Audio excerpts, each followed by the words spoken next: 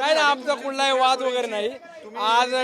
आजच्या डीपीसी मध्ये आढावा बैठक घेत असताना पालकमंत्री महोदयांनी प्रत्येक तालुक्याच्या निहाय जो काही निधी दिला त्या निधीचं देखील वाचन करण्यात आलं. त्यामध्ये मावळ तालुक्याला अधिकचा निधी दिला असं सुप्रियाताईंच्या बोलण्यातून सातत्यानं येत होतं.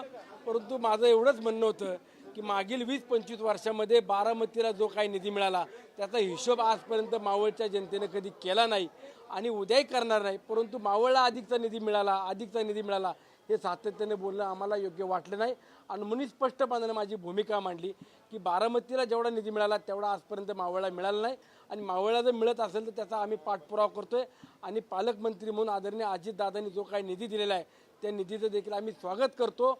इतर तालुक्याला देखील मिळावं ही आमची देखील भावना आहे.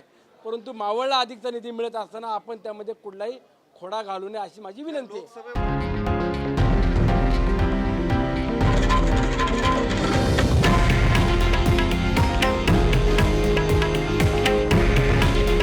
हे आहे देशातील नंबर 1 न्यूज नेटवर्क आणि आपण पाहत आहात TV9 मराठी.